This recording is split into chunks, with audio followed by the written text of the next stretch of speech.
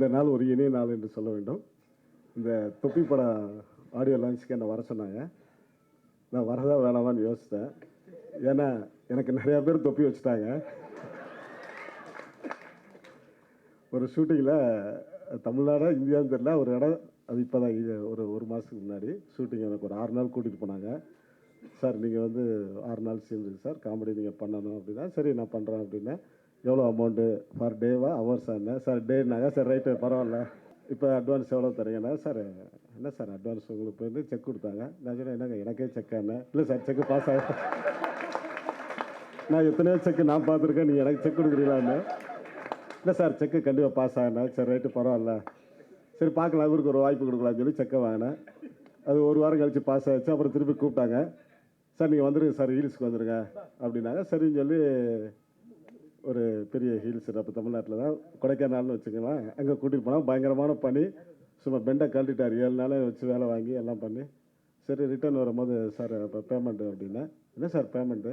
Sir செக்கு sir, இந்த வேலையெல்லாம் வச்சுக்காங்க, நான் ஏற்கனவே ஏகப்பட்ட பேருக்கு செக்கு கொடுத்து நானே ரிட்டர்ன் பண்ணியிருக்கேன், நீங்கள் எனக்கு செக் கொடுத்து ரிட்டர்ன் பண்ணாங்க சார் அப்படின்னா. இல்லை சார் அடுத்த இன்னும் 2 நாள் கழிச்சு உங்களுக்கு ஹெலிகாப்டரில் வந்து சீன் வச்சுருக்கேன், அப்படியே ஹெலிகாப்டர்லேருந்து கீழே இறங்க. நான் சொன்னேன் எதுவுமே எனக்கு வேணாம், தயவுசெய்து பணத்தை கொடுங்க, நான் ஹெலிகாப்டர் ஃப்ளைட்டில் நான் போய்க்கிறேன் அப்படின்னு எனக்கு நிறையா தொப்பி வச்சாங்க. தயவு செஞ்சு புது தயாரிப்பாளர்லாம் வந்தீங்கன்னா நான் ஒரு கருத்து சொல்கிறேன், இந்த இப்போ ப்ரொடியூசர் கவுன்சில் யாரும் தப்பாக நினச்சிக்க வேணாம். அது எனக்கே நிறைய தொப்பி வைக்கிறாங்க. இந்த புதுசாக வரவங்களுக்கு எப்படி தொப்பி வைப்பாங்க தெரில. ஒரு படம் எடுக்கிறேன், வாங்க ஒரு அட்வான்ஸ் தரேன், சம்பளம் தரேன், அப்படி இப்படி சொல்லி கூட்டிகிட்டு போய் அங்கே போய் சம்பளம் இல்லைங்க செக் வாங்கிக்கங்க சொல்கிறாங்க. அது ரொம்ப வேதனையாக இருக்குது. அதாவது உண்மையிலே உழைச்சி காசு கொடுறானாலும் அதுவும் கொடுக்க மாட்டேங்கிறானுங்க. வேறு சிந்தி ரத்தத்தை சிந்தி நாங்கள் இப்போ நடிக்கிறேன், ரோப் கட்டி தூக்குறானுங்க. 50 அடி உயரத்துக்கு தூக்குறேன், 40 அடி தூக்குறேன். கொடைக்கானல ரோப் கட்டி தூக்குவாங்களா பாருங்க, அதில் நான் ரோப் கட்டி தூக்குறேன். அப்படிலாம் கஷ்டப்பட்டால் பணம் தர மாட்டேங்கிறானுங்க. எனக்கும் யோசிக்கிறேன், நம்ம ஏன் கஷ்டப்படணும், ஈஸியாக தொட்டு சம்பாதிச்சலாமே அப்படி ஒரு மனநிலை வரும். எனக்கு திருந்தவே விட மாட்டேங்கிறானுங்க. உண்மைக்கு என்றைக்குமே உத்தரவாதம் இல்லைன்னு தான் நினைக்கிறேன். சொடக்கிற நேரத்தில் 1 கோடி போட்டுருவேன். ஆனால் ஒரு நாள் ஃபுல்லாக வேலை பார்த்து எவ்வளோ சம்பளம் கொடுப்பா நீங்கள் பார்த்துங்க. நானும் திருந்திருந்து மக்கள் திருத்தவே விட மாட்டேங்கிறானுங்க. அதனால் தயவுசெய்து இந்த புது ப்ரொடியூசர்லாம் இனிமேல் வந்தீங்கன்னா ப்ரொடியூசர் கவுன்சிலர் 1 கோடியோ 2 கோடியோ 5 கோடியோ டெபாசிட் பண்ணுங்கள். அவங்களும் நீங்களும் ஒரு ஜாயிண்ட் அக்கௌண்ட் ஓப்பன் பண்ணி ஒரு அமௌண்ட்டை போட்டுட்டு படத்தை எடுங்க. சும்மா நான் அந்த எம்எல்ஏ பேரேன், நான் எம்பி பேரேன் அப்படின்னு டீலாக விட்டு உள்ளே வந்து உட்கார வச்சு எங்களுக்கு சும்மா தூங்கி எழுப்பி வாங்க அங்கே போகலாங்க, கொடைக்கானல் ஷூட்டிங்க, பவர் ஸ்டார் நடிக்கிறாருங்க, சூப்பர் சீனுங்க, ஹெலிகாப்டரில் தூக்குறாங்க, அதில் இறக்குறாங்க, இதெல்லாம் எதுக்கு பில்டப்? அதே டைலாக்லேயே எல்லா பில்டப் வருது, இதுக்கு நெசத்தில் இவ்வளோ பில்டப் பண்ணி. அதாவது நான் வந்து ஒரு காலத்தில் செக் கொடுத்து ரிட்டர்ன் பண்ணி இப்போ எனக்கு அது திரும்பி வருது. அதான் எனக்கு ஆச்சரியமாக இருக்குது. என்னடா நம்ம செஞ்சு நமக்கே திரும்பி செய்கிறாங்க. ஆனால் இப்போல்லாம் நான் அப்படிலாம் இல்லை, ரொம்ப திருந்துட்டேன். அதனால் உழைப்புக்கு மதிப்பு கொடுங்க, சம்பளம் கொடுங்க தயவு செஞ்சு. ஏன் இந்த மாதிரிலாம் பண்ணுறீங்க? கேட்டால் பவர் உங்களுக்கு என்னக்கா இப்போ சம்பளம்? உங்கள்கிட்ட தான் கோடிக்கணக்காக இருக்குங்க. இருக்குப்பா, பேங்க்ல இருக்குது, ஏன்ட்ட இருக்கா? தயவுசெய்து அந்த மாதிரியான ஒரு இது பண்ணாதீங்க. உழைச்சவங்களுக்கு சம்பளம் கொடுங்க. ஏன்னா நாங்களாம் வெளியில் சொல்ல முடியல. சரி சரி நாங்கள் பாட்டு போயிட்டே இருக்கிறோம். அந்த மாதிரி நிகழ்வு இல்லாமல் ப்ரொடியூசர் கவுன்சில் அந்த ஒரு புதுசாக இன்றைக்கி வராரு படம் எடுக்க போகிறேன்னா அவர் என்ன வச்சுருக்காரு, எவ்வளோ பணம் கையில் இருக்குது, எவ்வளோ கடன் வாங்கியிருக்காரு, இல்லை எவ்வளோ கடன் வாங்க போகிறாரு, எவ்வளோ ஆட்டைய போகிறாரு, இதெல்லாம் தெரிஞ்சுக்கிங்க. தெரியாமல் அவர் ஆட்டு பத்திரத்தை பதிகிறீங்க, அவருக்கு ஒரு ஃபிலிம் கம்பெனி கொடுக்குறீங்க, ஆம்பாட்டுங்களை கூட்டிகிட்டு போய் உட்கார வச்சுக்கிட்டு ஒரு வாரமாக சீன் போடுறான். இதெல்லாம் எதுக்குங்க? அதெல்லாம் தயவுசெய்து வேணான்னு சொல்லி ப்ரொடியூசர் கவுன்சில் எந்த ஒரு புது ப்ரொடியூசர் வந்து அவன்கிட்ட வந்து எவ்வளோ பணம் இருக்குன்னு முதல்ல தெரிஞ்சு அவனை வந்து பேங்க்கில் டெபாசிட் போட சொல்லி படத்தை எடுக்க சொல்லுங்கள். எங்களை மாதிரி நடிகருக்கு தொப்பி வைக்காங்க. நாங்களாம் தொப்பி வச்சா நீங்கள் தாங்க மாட்டீங்க. சில பேர் தன்னை பற்றி சொல்லித்தானே இப்போ ஒரு கரெக்டாக ஒரு மேடையை பயன்படுத்திட்டார்ல அண்ணன் பவர் அண்ணன் மேடையை பயன்படுத்தினார் பாருங்க, அது மாதிரி தான். அப்புறம் நீங்கள் பவர் ஸ்டாரை போய் இளம் கதாநாயகன் என்னமோ சொன்னீங்க நீங்கள்.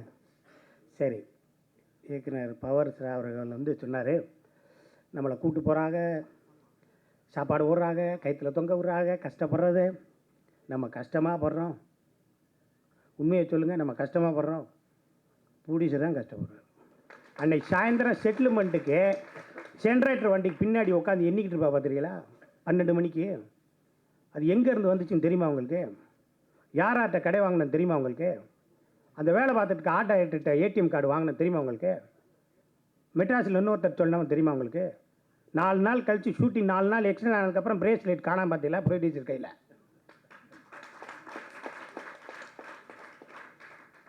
உங்களுக்கு என்ன இப்போ என்ன உங்களுக்கு டெபாசிட் கட்டி கொட்டி போடுவாங்க. அமெரிக்க சினிமாவில் இல்லையா? அப்படிலாம் இருக்காது. காசு இருக்காது, காசு கொடுக்க முடியாது. இருந்தாலும் ஷூட்டிங் போகணும். நம்பிக்கை தான், நம்பிக்கை தாங்க.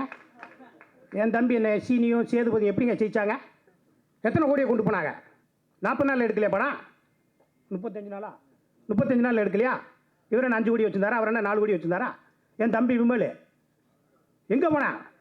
தஞ்சாவூருக்கு போனேன். எத்தனை நாள் பேட்டா கொடுக்கல, இவன் காசு வாங்கி கடன் கொடுத்துருக்கா. அந்த ப்ரொடியூசர் எவ்வளோ கடன் வாங்கி கொடுத்துருக்காரு? வெற்றி பெறலையா? சேது படம் வெற்றி பெறலையா? நம்பிக்கை தான், படம் எடுப்போங்கிற நம்பிக்கை தான் நம்மளுக்கு வரும்.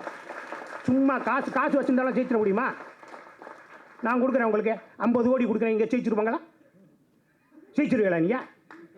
நல்ல கதை இல்லாமல் திறமை இல்லாமல் கொண்ட காசு இருந்தால் ஜெயிக்கவே முடியாது. அண்ணன் சொன்னார், அண்ணன் மூத்த இயக்குனர் எங்கள் அப்பா ஸ்தானத்தில் இருக்கார், எஸ்பிஎம் ஐயா சொன்னார். அப்புறமேல ஐயா ஜிஎன்ஆர் ரங்கரையான்னு சொன்னார். அவருக்கு வந்து உறவினர் முரளி அப்படின்னு சொல்லி, அந்த முரளி அவங்க தாத்தா கிட்டையும் சித்தப்பா கிட்டையும் லெட்டர் வாங்கிட்டு வந்தார் ஹீரோட்ட. அவன் சேனலாக போய் அலைஞ்சு அவன் கேட்ட கேள்விக்கெல்லாம் பதில் சொல்ல முடியாமல் அவன் எவ்வளோ நாள் அலைஞ்சிருக்காரு இருந்தாலும் ஹீரோ. இந்த படம் பார்க்கும்போது சின்ன சுப்பிரமணியம், அதாவது சின்ன சசிகுமாரும் சின்ன அஞ்சலி மாதிரி நடிச்சிருக்க தங்கச்சி, அஞ்சலியோட தங்கச்சியும் சசிகுமாரோட தம்பி நடிச்சிருக்க மாதிரியே இருக்குது. இந்த சுகுமார் இருக்கார் பார்த்தீங்களா, சுகுமார் மதுரை பக்கத்தில் ஊர் செக்கானத்தம்னு, எல்லா ஊர் பஸ்ஸும் போகும், பஸ் ஸ்டாண்டே கிடையாது அந்த ஊரில். தெரியுமா உங்களுக்கு? எல்லா பேரும் ஓடுறது. எங்கள் அப்பா ஏவிஎம் ஸ்டுடியோவில் வாயின் ஸ்டுடியோவில் வாட்ச்மேனா, எங்கள் அப்பா கண்ட்ராக்டர். ஒபாமா ஒன்று சொன்னார், சமயக்கார பேரன் அங்கே பிரசிடெண்ட் ஆகிறது, டீ கடை விற்கிறவன் இங்கே வந்து பிரதமர் ஆகிறது. அதே மாதிரி தான், இல்லாதவன் தான் வரணும். தயாரிப்பாளர் கூட நம்பிக்கையில் தான் வரணும். இந்த படத்தில் நடிப்பா நீங்கள், அதுதான் சினிமா. காசு கொண்டு வந்து அதான் சினிமாவில் ஜெயிக்க முடியுங்கிற தியரியை விட்டுருங்க.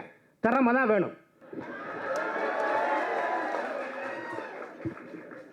இப்போ பேசுனவர் சொன்னார், பணம் இல்லாமல் திறமை இருந்தால் நடிக்கலாம் ஜெயிக்கலான்னு. உண்மைதான். பணம் தரேன்னு சொல்லி தானேப்பா கூட்டிகிட்டு போகிறீங்க. பணம் இல்லாமல் எதுக்கு படம் எடுக்கிறீங்க? அதுக்கு பெருசாக ஹோட்டல் வச்சுருங்க. பணம் தரம் தானே கூட்டி போகிறீங்க. நாங்கள் என்ன உங்கள்கிட்ட பணம் வேணும், நீங்கள் என்னை வச்சு படம் எடுங்க, நாங்கள் நடிக்கிறோம், எங்களுக்கு இவ்வளோ கொடுங்க, நாங்கள் கேட்குறோம். வீடு தேடி வரீங்க சார், உங்களுக்கு பணம் தரேன் சார், இவ்வளோ சம்பளம் சார், இவ்வளோ சார் நாங்கள் இது பண்ணுறோம் சார், வாங்க சார், கூப்பிட்டனால நாங்கள் போகிறோம். இல்லை சும்மா வந்து நடிக்கணும். எத்தனை பேருக்கு நான் நடித்து கொடுத்துருக்குறேன், எவ்வளோ பேருக்கு நான் உதவி பண்ணியிருக்கிறேன். இது சும்மா மேடையில் 1000 பேசலாம், நடைமுறைக்கு எதுவுமே ஒத்து வராது. பணம் இருக்கிறவன் தான் படம் எடுக்க முடியும். இதான் என்னுடைய கருத்து. பார்த்துக்கலாம். திரும்பவும் சொல்கிறேன், நம்பிக்கை தான் வாழ்க்கை, முயற்சி தான் வாழ்க்கை. உங்களுக்கு வணக்கம் சொல்வதற்கு முன்னாடி என்னுடைய மனவேதனை இந்த இடத்துல நான் சொல்லித்தனாக வேண்டும். சாதாரண சீனிவாசனை பவர் ஸ்டார் சீனிவாசன் ஆகிய இந்த சினிமா உங்களுக்கு கிரீடமும் வைக்கும், தொப்பியும் வைக்கும். ரெண்டையும் ஒரே மாதிரி நீங்கள் பார்க்கணும். தயாரிப்பாளர் சம்பந்தப்பட்ட மேலே ஒரு தயாரிப்பாளரை கிண்டல் செய்யும் அளவுக்கு சினிமா தரம் தாழ்ந்து விட்டது தான் இன்றைய வேதனைக்குரிய விஷயம். எத்தனை பேர் தொப்பி வச்சுருப்போம், எத்தனை பேர் சம்பாதிச்சிருப்பீங்க. சூப்பர் ஸ்டார் ரஜினியை உருவாக்குறதும் அதே தொப்பி வைக்கிற ப்ரொடியூசர் தான். இங்கே இருக்கிற விமலையும் விஜய் சேதுபதி உருவாக்குறது அதே ப்ரொடியூசர்ஸ் தான். தயவுசெய்து மேடையில் நாகரிகத்தோடு பேசிக்கொள்ளுங்கள். இனிமேல் தயாரிப்பாளரை கிண்டல் செய்தார்கள். யார் இந்த பாப்புலாரிட்டி உங்களுக்கு கொடுத்தது? உலகம் பூரா உங்களுக்கு எனக்கு தெரியும் யார் கொடுத்தது. இந்த ப்ரொடியூசர்ஸ் கொடுத்தது. அவங்க கொடுத்த காசு, அவன் போட்ட சாப்பாடு, அவங்க கொடுத்த விளம்பரம், அதுதான் உங்களை இந்த இடத்துல கொண்டு நிறுத்தி இருக்கிறது. இதுவே உங்களுடைய கடைசி மேடையாக இருக்க வேண்டும் இவ்வாறு பேசுவது என்னுடைய வேண்டுகோள். சினிமா வந்து எல்லாரும் நேசிக்கிற தொழிலுங்க. அதெல்லாம் அப்படி தப்பாக பேசாதீங்க யாரையும். ஏன்னா நீங்கள் மேடையில் பேசும்போது நாங்கள் பேசுகிறதுக்கு ரொம்ப நேரம் ஆகாது. ஏன்னா ப்ரொடியூசரோட வழி எங்களுக்கு மட்டும்தாங்க தெரியும். அவர் சொன்ன மாதிரி சாயங்காலம் பேட்டா கொடுக்குறதுக்கு என்ன கஷ்டங்கள் படுறோங்கிறது வந்து எங்களுக்கு மட்டும்தான் தெரியும். ஏன்னா நீங்கள் நினைக்கலாம் பெரிய படம் கோடிக்கணக்கில் எடுக்கிறாங்க, ஒன்றும் பிரச்சனை இல்லை, ஏதோ வருது போகுதுன்னு சொல்லிட்டு. அதனால் எங்கள் மேடையில் பேசும்போது தப்பாக பேசாதீங்க சார். வேறு சொல்லிடுறேன் ஸ்ரீனிவாசன் சார், இது ரொம்ப தப்பு நீங்கள் பேசுனது, வன்மையாக கண்டிக்கிறோம். லேட்டாக தான் வந்தேன், சாங்லாம் பார்க்கல, அது கிஸ்லாம் மிஸ் பண்ணிட்டேன்னு நினைக்கிறேன். ஏற்கனவே ட்ரெய்லர் பார்த்து தான் முரளியோட ட்ரெய்லர் பார்த்தோன்னே சொன்னேன் ரொம்ப அட்ராக்டிவாக இருக்குது, சூப்பராக இருக்குது முரளின்னு. இந்த கதையை நான் ஒரு 3 வருஷம் முன்னாடி விவேகாம் மூலமாக அவரோட ஒரு லைனாக கேட்டேன்னு நினைக்கிறேன் அவர்கிட்ட, இன்னொரு ஆஃபீஸில் வச்சு. அப்போது பண்ண முடியலன்னு சொல்லிட்டு இருந்தேன். பட் நல்ல விஷயம், சூப்பராக முரளி பண்ணியிருக்கேன். முரளி பற்றி சொன்னால் ரொம்ப நாளாக ஒரு சரியான இடத்துக்கு வரணும் காத்துக்கிட்டு ஒரு நல்ல ஒரு ஆக்டர். கண்டிப்பாக இந்த படம் மூலமாக அவர் வெளிச்சத்துக்கு வருவார் நம்புகிறேன். And all the best Murali.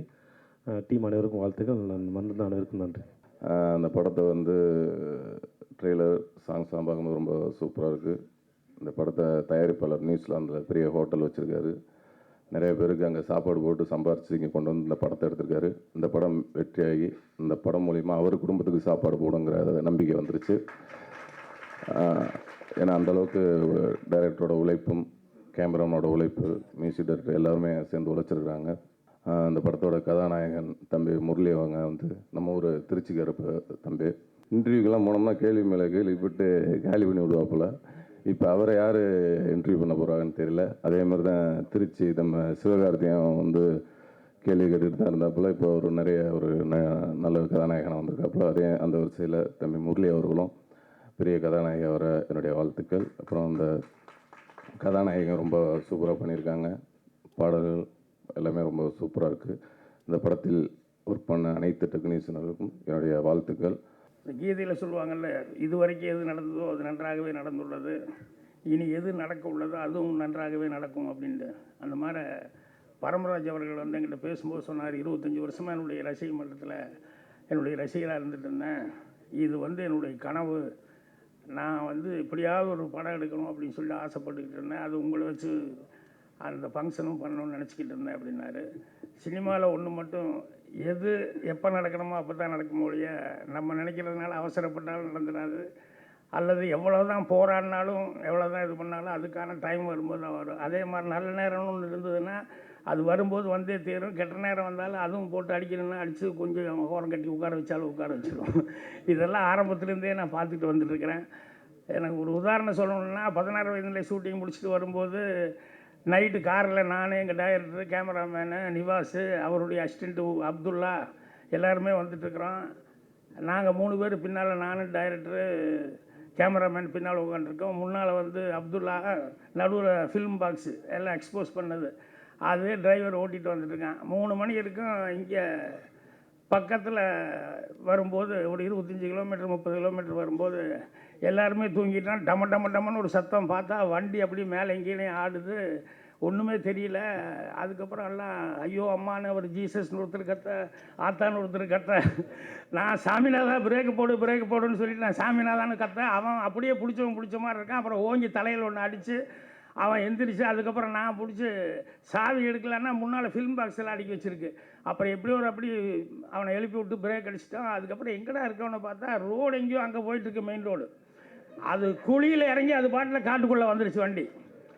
நல்ல வேலை எங்கேயுமே மரம் இல்லை, ஒரு கிணறு இல்லை. எங்கள் டைரக்டரு அப்படியே என் வாழ்க்கையே முடிஞ்சதுன்னு நினச்சேன். ஏன்னா ஃபில்மெல்லாம் இருக்குது எக்ஸ்போஸ் பண்ணுறது அத்தனையும். அதுக்கப்புறம் அப்படியே எங்கேயா இருக்கிற ராஜன் அப்படின்னா, ரோடு அங்கேயோ அங்கே தெரியுது சார் அப்படின்னா. சரி வாங்க அப்படின்னு சொல்லிட்டு முன்னால் போகலாம் அப்படின்னு சொல்லிட்டு, சாமிநாதா வீலெல்லாம் கொஞ்சம் கரெக்டாக செக் பண்ணிக்கோ அப்படின்னு சொல்லிட்டு மேலே வந்தால் எவனோ ஒரு மாட்டு வண்டிக்காரன் வந்தான். சார் நேரம் எவ்வளோ ஆச்சு அப்படின்னு சொல்லி கேட்டான். நான் ரொம்ப நல்ல நேரங்க அப்படின்னேன். எங்கள் டைரக்டர் உனக்கு இந்த நேரத்தில் தான் ஜோக்கா அப்படின்னாரு. இல்லை சார் உண்மையிலேயே நல்ல நேரம் தப்பிச்சுக்கிட்டோம் அப்படின்னு. அதுக்கப்புறம் ரொம்ப தூரம் வந்து வண்டியை மேடு ஏற்றி அதுக்கப்புறம் போகும்போது நான் அந்த சாமிநாதன்கிட்ட திருப்பி சொல்கிறேன், வண்டி இவ்வளவு இடிச்சு இவ்வளவு இதாச்சு, அதனால் வீல் அந்த போல்ட்டெல்லாம் கொஞ்சம் செக் பண்ணிங்க, எல்லாம் கரெக்டாங்க சார் அப்படின்னு. எதுக்கும் இவ்வளோ தடவை இடிச்சதெல்லாம் கொஞ்சம் செக் பண்ணிக்கோ அப்படின்னு. அவன் செக் பண்ணவே மாட்டேங்க. எனக்கு மட்டும் ஒரு டவுட்டு. அப்புறம் ஏவிஎம் கொஞ்சம் பக்கத்தில் வரும்போது நான் டீ சாப்பிட்ணும் அப்படின்னு சொல்லி தகராறு பண்ணேன். உடனே வண்டியை நிறுத்தி சொல்லி இது பண்ணி அதுக்கப்புறம் நிறுத்திட்டாங்க. டைரக்டர் மறுபடியும் கொஞ்சம் தூங்கினவர் இருந்துச்சு, என்ன அங்கே நிறுத்திருக்க வண்டி அப்படின்னாரு. இல்லை சார் ரொம்ப தொல்லைப்படுத்துகிறாருன்னு சாமிநாதன் டீ சாப்பிட்ணுங்கிறாரு இந்த நேரத்துக்கு. உனக்கு இந்த நேரத்தில் தான் டீயா அப்படின்னு சொல்லிட்டு, ஒன்றும் வேண்டாம் பக்கத்தில் வந்தாச்சல்ல வண்டி அடியா அப்படின்னாரு. நின்ன வண்டி எடுத்து டமான்னு ஒரு சவுண்டு, அப்படியே கீழே வண்டி விழுந்துடுச்சு. முன்னால் ஒரு வீல் மட்டும் ஓடிட்டு இருந்தது. டைரக்டர் என்னையா வீலுண்ணா, நம்ம வண்டி வீல் தான் சார் அப்படின்னேன். என்னையா சொல்கிறேன்னா, ஆமாம் அப்போ இருந்து போல்ட்டு செக் பண்ணிக்கோன்னா கேட்டேன். அவன் நல்ல வேலை டீ சாப்பிட நிறுத்தணுங்காட்டி ஓடல, நின்ன வண்டியிலேருந்து விழுந்தது அப்படின்னு சொல்லிட்டு அதுக்கப்புறம் இறங்கி ஆட்டோவை பிடிச்சி மறுபடியும் ஆட்டோவில் எல்லாத்தையும் ஃபில்மெல்லாம் ஏற்றி அப்புறம் எங்கள் டைரக்டரை வந்து கூட கூப்பிட்டுக்கிட்டு ஒரு வண்டியில் அவரையும் கூப்பிட்டுக்கிட்டு வந்து இங்கே கொண்டு வந்து இறக்கி விட்டு அம்மன் கிரியேஷனில் ஃபில்மெல்லாம் எடுத்து வச்சு போட்டு அப்புறம் எங்கள் டைரக்டர் தனியாக அவரும் புறப்பட்டு போயிட்டார், அவரும் நிவாசும். கடைசியாக நானும் அப்துல்லாவை மட்டும் தேனாம்பேட்டை, அவர் ஆழ்வார்பேட்டை. தேனாம்பேட்டையில் நான் வந்து இறங்கினேன், ஆழ்வார்பேட்டையில் அவர் போய் இறங்கினார். அடுத்த நாள் காலையில் வந்தால் எங்கள் டைரக்டர் வந்துட்டார், நான் கேமராமேன் எல்லாருமே வந்துட்டோம். ஆஃபீஸில் எல்லாருமே நல்லா உட்காந்துருந்தோம். இந்த அப்துல்லா மட்டும் இப்படியே கட்டிட்டு வந்தார், கையெல்லாம் கட்டி இப்படி தலைக்கெல்லாம் ஒரு சின்ன கட்டு போட்டு. நேற்று யாருக்குமே அடிப்படலையே, 2 இடத்துலையுமே எல்லாமே தப்பிச்சுக்கிட்டோம். என்ன அப்துல்லா மட்டும் கை காலு தலையெல்லாம் கட் பண்ணல. ராஜன் உங்களை இறக்கி விட்டுட்டு நாங்கள் போனோம் இல்லைங்க, ஆழ்வார்பேட்டைக்கு போகும்போது அங்கே ஆட்டோவில் குழி இருக்குன்னு நினச்சி இறக்குனா அதில் பெரிய குழி, அதாவது தண்ணி இருக்குன்னு நினச்சிட்டு இறக்குனா பெரிய குழி, அதில் விழுந்து ஆட்டோ கமந்து அடிபட்டுச்சுன்னு. ஒரு ஆளோட நேரம் சரியில்லைன்னு சொல்லும்போது மற்றவங்களுக்கு நேரம் நல்லா இருந்ததுனால அத்தனை நேரத்தில் காப்பாற்றி கொண்டு வந்துடுச்சு. ஆனால் அவரை மட்டும் விடாமல் துரத்தி பிடிச்சிருச்சு. ஸோ அதனால் நல்லது நடக்குன்னா நடந்தே தீரும். 25 வருஷம் கற்பனை, 25 வருஷம் கனவு அப்படின்னாரு. 25 வருஷம் கனவு அவருடைய எண்ணம் நல்லதாக இருந்ததுனால கண்டிப்பாக இன்றைக்கி அதுக்கான ஒரு வாய்ப்பு கிடைச்சிருக்கு. அதே மாதிரி உழைப்பு. எனக்கு சில கதையெல்லாம் சரியாக வராதுன்னு சொல்லிட்டு, ஆனால் நல்லா தாட்டு வரும்போது யோசிச்சு வைப்பேன். அப்புறம் இந்த 2 பொம்பளைக்கு நடுவில் நம்ம நிறையா படம் நடிச்சுட்ட வேண்டாம் அப்படின்ட்டுருவேன். அப்படி இது நம்ம வயசு தாண்டி வந்துட்டோம் வேண்டாம்னு சொல்லி விட்டுருவேன்.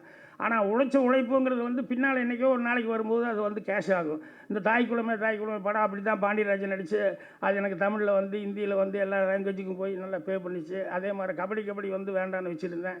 அது மறுபடியும் பாண்டியராஜன் நடித்து அது தெலுங்கு ஹிந்தி எல்லாம் போச்சு. அதனால் உழைப்புன்னு ஒன்று இருந்ததுன்னா அது என்றைக்காவது ஒரு நாளைக்கு கண்டிப்பாக பே பண்ணும். இன்றைக்கி அவருடைய நல்ல நினைப்பு இருந்தது அவருக்கு. கஷ்டப்பட்டு பரமராஜ் உழைச்சதுனால அதுக்குண்டான நல்ல ஒரு வாய்ப்பு, ஒரு பலன் வந்திருக்கு. அதனால் இந்த படத்தில் நடித்தவங்களும் அந்த ஹீரோ ரொம்ப கொடுத்து வச்சுரு. பரமராஜுக்கு வாழ்க்கை பூரா நீங்கள் கடன் போட்டிருப்பீங்க. முதல் படத்துலேயே ஒரு ஹீரோயின் இப்படி டப்புன்னு பிடிச்சி இப்படி நச்சு நச்சு இச்சுன்னு பாட்டு வேறு, அதில் வேறு கிஸ்ஸின்னு வேறு கொடுத்து வச்சவர். என்ன சொல்ல, ஒன்று தான் கிடச்சதா? வருதுங்க அடுத்தது வருது. ஸோ படத்தில் எனக்கு பிடித்த கேமராமேன் கும்கி. அந்த படம் பார்த்தப்போ நான் சுகுமார் அவருடைய ஒர்க்கு ரொம்ப லைக் பண்ணேன். யுரேகா அவர்கள் கொஞ்சம் எல்லாமே கொஞ்சம் ஏதாவது சினிமாவில் ஏதோ மேலோட்டமாக அப்படி படம் பண்ணணுன்னு இல்லாமல் ஒவ்வொன்றும் ஏதோ ஒரு ஆராய்ச்சி, அதை பற்றி என்னங்கிறதெல்லாம் அலசி புது விஷயங்கள் செய்யணுன்னு இருக்காரு.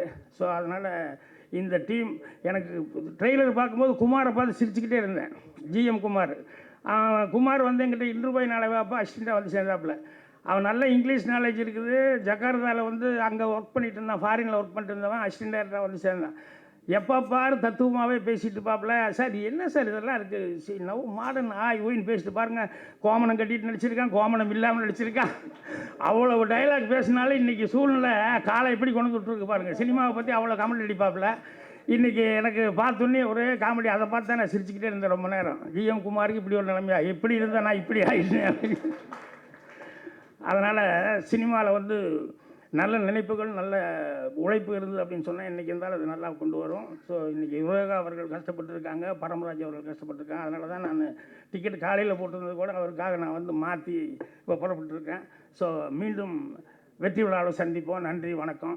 அந்த கதாநாயகி பார்க்க ஒன்றும் தெரியாத மாதிரி உட்காந்துருக்காங்க. வரையில் அவ்வளோ கிளாப்ஸ் வரல. ஆனால் அதாவது அல்வா கொடுத்து முத்தம் வாங்குவான், ஸ்வீட்டு கொடுத்து முத்தம் வாங்குவான். இந்த ஹீரோ என்னடான்னா மிளகான்னு நினைக்கிறேன், பச்சை மிளகா இல்லை, பச்சை மிளகாயை கடிச்சிட்டு பச்சைக்குன்னு ஒரு முத்தம் கொடுத்த பயங்கரமான முத்தமாக இருக்கும். இல்லை ஒரே டேக்கா பின்னிட்டப்போ உங்கள் தாத்தா இப்பயே பெரும்பட வேண்டியதுதான் போ. ஏன்னா வாங்குறவர் தானே இவர், கொடுக்க தைரியம் வேணும்ல. பச்சை மிளகாயை கொடுத்து டைரக்டருக்கு பின்னிடும்பா. இயக்குனர் யுரேகா அவர்கள். நான் யுரேகா அப்படின்னு ஏதோ மொரோக்கா கிங் மாதிரி நிற்கிறார் அவர். சின்ன பையனாக இருப்பான்னு பார்த்தேன். அப்புறம் பாக்கியராஜர் தான் சொன்னார், இல்லைங்க அவர் வயசில் சின்ன பையன் தான் சத்தியமா, கொஞ்சம் உருவம் மாடு மாதிரி ஆயிடுச்சு. ஸோ அதுதான் டைட்டில் மாடுன்னு பிடிச்சிருக்காரு. அது என்ன மாதிரி ஆளு கொடுக்காம, ஏன்னா நம்ம தான் பொதி சுமக்கிறோம், நம்ம தான் பழைய இதை சுமந்துக்கிட்டு இருக்கிறோம். அழகான ஒளிப்பதிவாளர் எங்கேப்பா அவர், ஐயோ எம் சுகுமார். அவர் ஒளிப்பதிவு, அதாவது அவர் கேமரா கொண்டு போகிறாரா என்ன கொண்டு போகிறாரான்னு தெரியல. அவ்வளவு அசத்தில் உலகத்தில் பல பாகங்கள் அவருக்காக காத்து கிடக்குன்னு நினைக்கிறேன். நம்ம கண்ணுகளுக்கெல்லாம் அந்த பிரதேசத்துக்கு போனால் ஒன்றும் தெரியறதில்ல. அதில் உள்ளே போய் உண்மையிலேயே அவருடைய எம் சுகுமார், அந்த மைனா கும்கி, இந்த படமும் மிகப்பெரிய பேர் சொல்லும். ரசிகர்களுக்கு பயங்கர ஒரு விருந்த அமையும். எம் சுகுமார் ஒளிப்பதிவாளர், அவருக்கும் நடிகர் அசோக் அவர்கள் அனைவரையும் வரவேற்கிறேன், வாழ்த்துக்கள். இந்த படத்தின் தயாரிப்பாளர் பரமராஜ் அவர்கள் வெளிநாட்டிலிருந்து கோடிக்கணக்காக போட்டு இந்த படத்தை எடுத்திருக்கார். அதனால் தயாரிப்பாளர் சங்கம் சிறந்த முறையில் நல்ல ஒரு இன்ஃப்ராஸ்ட்ரக்சர் கட்டமைப்பை வெளியானால் பல 70% விழுக்காடு வெளியில் பார்க்குறாங்க. நம்ம 100 ரூபா கம்மியாக கொடுத்தாவே பெப்சி தொழிலாளியை திட்டுறாங்க ப்ரொடியூசர் சில நேரத்தில். ஆனால் அப்படி இருக்கையில் கேரவனில் புது படமே போட்டு பார்க்கப்பட்டுக்கிட்டு இருக்கு. அதெல்லாம் ஒரு வரைமுறை கொண்டு வர வேண்டிய தாழ்மையுடன் கேட்டுக்கொள்கிறேன். நம்ம கோழி எப்படி எல்லா குஞ்சுகளையும் விரித்து காப்பாற்றுமோ, அப்படியே பரவலாக ரெக்கையை வச்சு பாதுகாக்கிற மாதிரி இந்த தாய் தமிழ் தயாரிப்பாளர்கள் சங்கம் அனைவர் நலனையும் பாதுகாக்கணும், அனைவருடைய ஒத்துழைப்பும் வேண்டும்னு கேட்டுக்கிட்டு, இந்த தொப்பி அழைப்பிதழ் கொடுத்தாங்க, ரொம்ப அசத்தலாக இருந்தது. டைரக்டர் யுரேகா நீங்கள் டிசைன் பண்ணதில்ல இந்த தாயத்து ரொம்ப ரொம்ப அசத்தல். தாயத்தில் எப்படி சக்திகள், அந்தந்த அம்மன் சக்திகள், தர்கானா அந்த இதெல்லாம் அந்த சில ஐதீகங்கள்லாம் இருக்கு இல்லையா, உள்ள திணிச்சு தாயத்து கட்டுற மாதிரி. எங்கப்பா அது லத்தியை கொடுங்கப்பா, லத்திக்குள்ள தொப்பியை திணிச்சு நல்ல அசத்தலாக எடுத்து. இப்போ நாக்பூர்லேருந்து இட்டார்சி போனீங்கன்னா அந்த மாதிரி லத்தி மாதிரியே இருக்கும். உருவனா கத்தி வரும் வெளியே. அதில் ஒரு சீக் ஃபேமிலி வந்து ரொம்ப வருஷமாக அங்கே பல குடும்பங்கள் வரைய அசத்தலாக உள்ளுக்குள்ளே அந்த கத்தியெல்லாம் செஞ்சுட்ருக்காங்க. அந்த மாதிரி அவர் நல்ல புத்தியை தீட்டி நல்ல இந்த லத்தியை படைச்சிருக்கார் இயக்குனர். Very good. இது கையில் வந்தாவே ஒரு பவர் வந்துடுது இல்லையா. ஸோ இந்த ரொம்ப நல்லா வடிவமைச்சிருக்கார் அந்த இயக்குனர். இது 3வது படம், மிகப்பெரிய ஒரு வெற்றி அடையும், நிச்சயமாக வெற்றி அடையும். நான் தொப்பின்னு பேரே பார்த்தீங்கன்னா உலகத்திலே ஒரே ஒருத்தர் தான் தனக்கு தானே தொப்பி போட்டுக்கிட்டார், எம்ஜிஆர். மற்றவங்கெல்லாம் மற்றவங்களுக்கு தொப்பி போட்டுட்டு தான் இருக்காங்க. பல ஆயிரக்கணக்கான சொல்லிக்கிட்டே போகலாம் பலர் போட்டுக்கிற தொப்பி.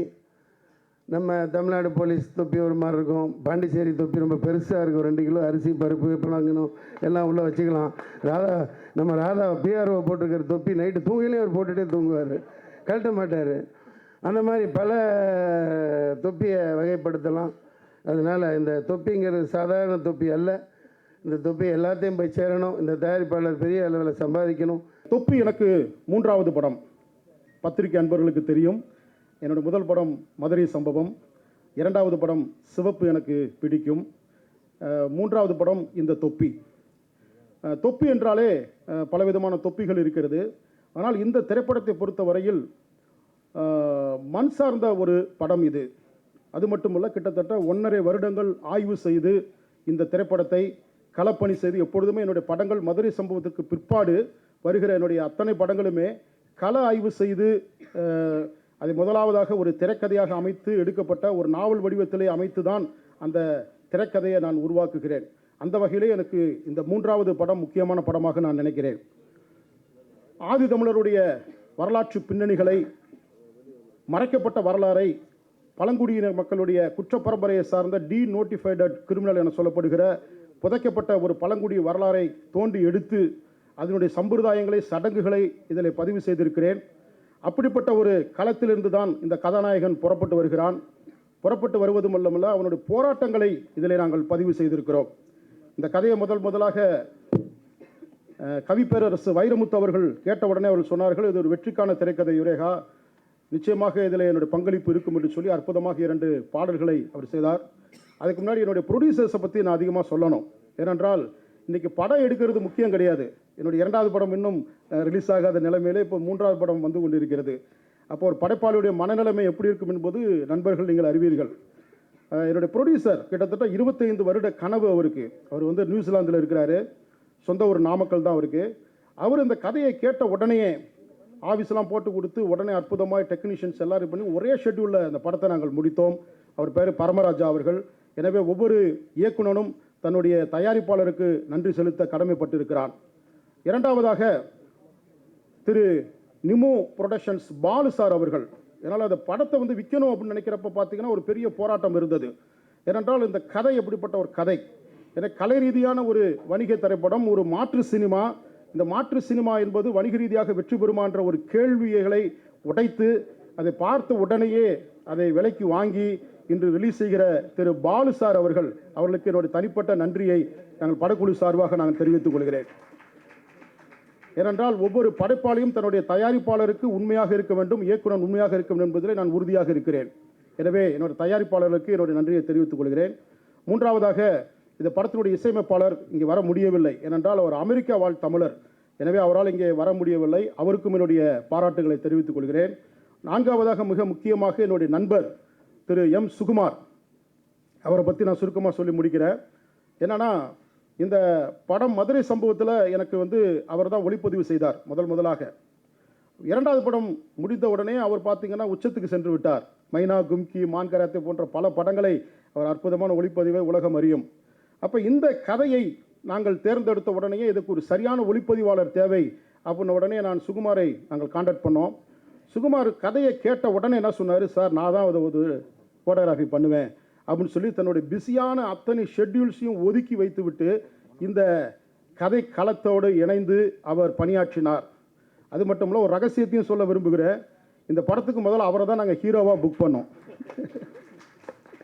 எப்படியாவது ஆளை பிடிச்சி அமைக்கிடலாம் அப்படின்னு சொல்லி அவரை ஹீரோவாக புக் பண்ணோம். ஆனால் அவர் வந்து ஒரு காரியம் செஞ்சார். என்ன காரியம் பண்ணாருன்னா, அவர் ஒரு இளைய கதாநாயகனுக்கு அவர் வழிவிட்டு வாழ்க்கை கொடுத்திருக்கிறார்.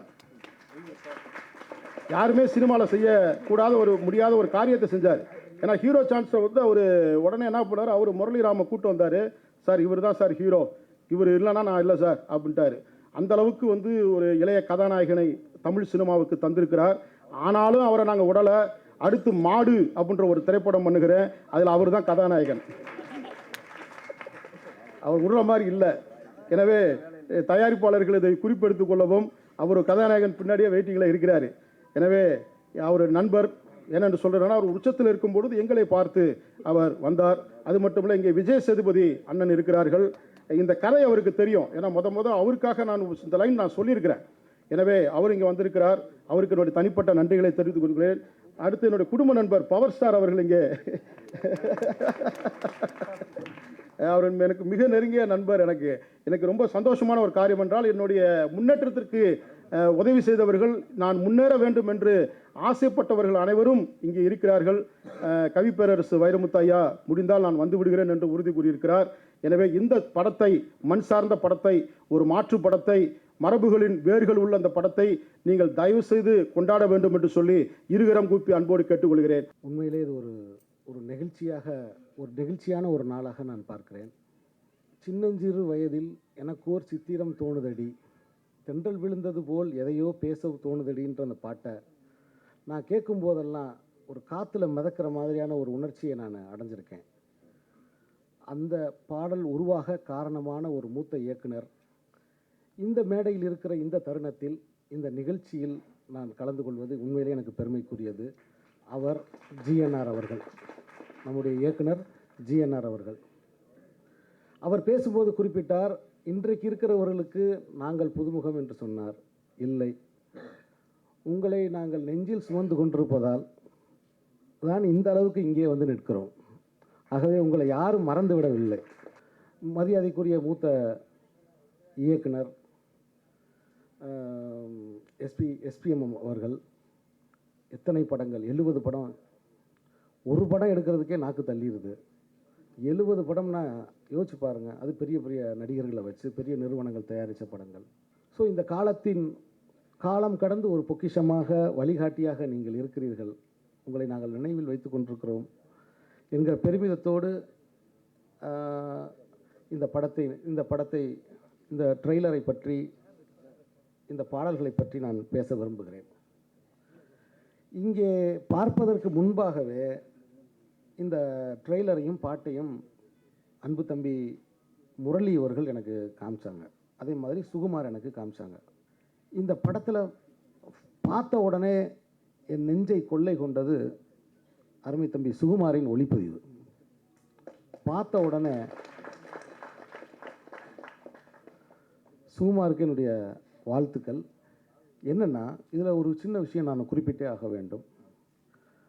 பெரிய கதாநாயகர்கள் நடிக்கிற,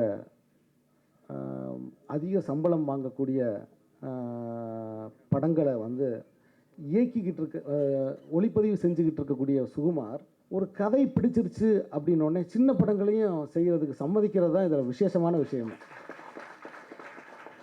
ஏன்னா இன்றைக்கி காலத்தோட நெருக்கடியில் வந்து எல்லாரும் பணத்துக்கு பின்னாடி ஓடிக்கிட்டு இருக்கிற நேரத்தில் ஒரு கதைக்கு பின்னாடி ஒரு ஒளிப்பதிவாளன் வர்றான் இல்லையா, அதுதான் ரொம்ப முக்கியமான விஷயம்னு நான் நினைக்கிறேன். சுகுமாருக்கு என்னுடைய வாழ்த்துக்கள். சுகுமார், உன்னுடைய ரகசியம் இங்கே கசிஞ்சிருச்சு. யுரேகா வெளியில் சொல்லிட்டாரு. மாடு திரைப்படத்தில் நீ நடித்து மிகப்பெரிய புகழ் பெறுவதற்கும் என்னுடைய வாழ்த்துக்கள். ஒரு பாட்டு அல்லது ஒரு படம் வெற்றி பெற்றுச்சு அப்படின்னா அது எப்படி நம்ம தெரிஞ்சுக்கலாம்? ஒரு இயக்குனருக்கு ஒரு பாட்டு, ஒரு படம் வெற்றி பெற்றுச்சு, மக்களால் அது கவனிக்கப்பட்டுருச்சு அப்படின்றது ஒரு இயக்குனருக்கு எப்படி தெரியும்னா, முதல்ல நம்ம கூட சமகால இயக்குனர்கள் யாருமே ஃபோன் பண்ண மாட்டாங்க. சினிமாவுக்குள்ளே இருந்து நமக்கு தெரிஞ்சவங்க யாருமே ஃபோன் பண்ண மாட்டாங்க. இதிலிருந்தே நம்ம தெரிஞ்சுக்கலாம் இந்த பாட்டும் இந்த படமும் வெற்றி பெற்றுச்சு அப்படின்னு.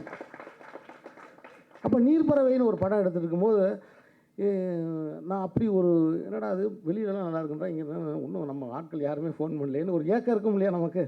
அப்படி இருந்துக்கிட்டு இருக்கிற நேரத்தில் இயக்குனர் யுரேகா என்னை தொலைபேசியில் அழைச்சார். அவர் மட்டும் என்கிட்ட பேசலை, அவருடைய துணைவியாரும் என்கிட்ட பேசினாங்க. இந்த படத்தை பாராட்டி அவங்களுக்கு பிடிச்ச விஷயங்களை, இந்த படத்தை பற்றி எனக்கு ஃபோன் பண்ணி பேசினாங்க.